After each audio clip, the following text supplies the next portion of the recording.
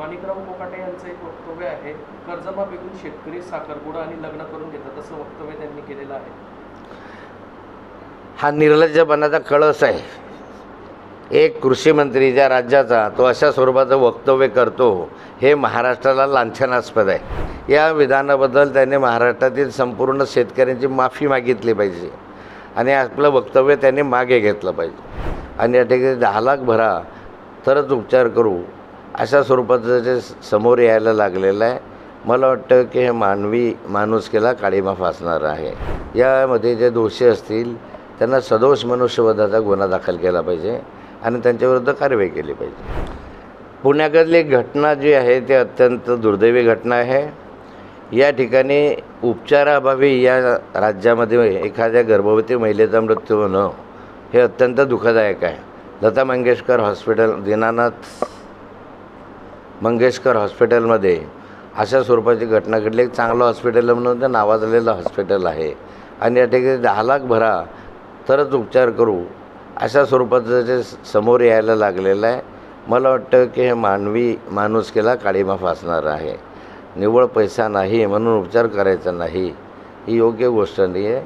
या संदर्भामध्ये आता चौकशी सुरू आहे. चौकशीनंतर याच्यावर कारवाई पण होईल. पण एक मृत्यू झाला त्याचं काय, एक जीव नाही, त्याच्याबरोबर एक गर्भवती महिलेचा मृत्यू झाला त्याचं काय. यामध्ये जे दोषी असतील त्यांना सदोष मनुष्यवधाचा गुन्हा दाखल केला पाहिजे आणि त्यांच्याविरुद्ध कारवाई केली पाहिजे. माणिकराव कोकाटे यांचं एक वक्तव्य आहे, कर्जमाफीतून शेतकरी साखरपुडा आणि लग्न करून घेतात असं वक्तव्य त्यांनी केलेलं आहे. हा निर्लज्जपणाचा कळस आहे. एक कृषी मंत्री ज्या राज्याचा तो अशा स्वरूपाचं वक्तव्य करतो हे महाराष्ट्राला लांछनास्पद आहे. या ठिकाणी कर्जमाफीच्या संदर्भामधली मागणी काही मतदारांनी केली नव्हती. तुम्ही मतदान मागण्याच्या वेळेस मतं मिळावे म्हणून आम्ही संपूर्ण कर्जमाफी करू, 7/12 करू, कोरा करू अशी घोषणा तुम्ही केली होती आणि यानंतर कर्जमाफी होत नाही तर वेगवेगळ्या कारणांसाठी या ठिकाणी तुम्ही शेतकऱ्याला बदनाम करता आहात. हे बरोबर नाही आहे. मला वाटतं की या ठिकाणी शेतकरी आज अडचणीमध्ये आहे, आत्महत्या करतो आहे. त्याबद्दल चिंता करा. त्याच्याबद्दल चिंता करण्याचं आवश्यकता मंत्र्यांना भासत नाही आहे. या विधानाबद्दल त्यांनी महाराष्ट्रातील संपूर्ण शेतकऱ्यांची माफी मागितली पाहिजे आणि आपलं वक्तव्य त्यांनी मागे घेतलं पाहिजे.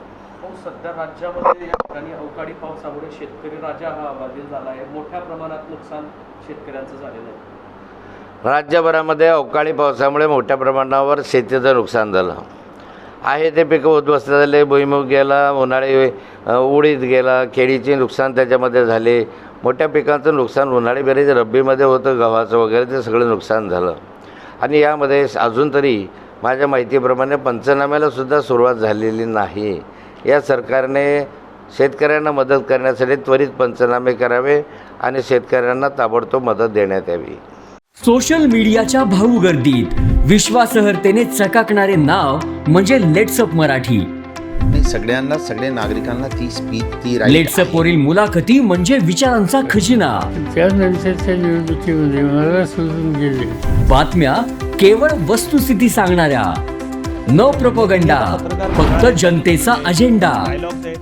क्योंकि आने वाला कल जाने वाला है, जाने वाला कल आने वाला है. राजकारण, मनोरंजन असो की क्रीडा क्षेत्र, महाराष्ट्राची स्पंदने संवेदनशीलतेने टिपणारे माध्यम म्हणजे लेट्सअप मराठी. जगासोबत एक पाऊल पुढे राहण्यासाठी लेट्सअपचे ॲप, सोशल मीडिया आणि वेबसाईट सोबत कनेक्टेड रहा.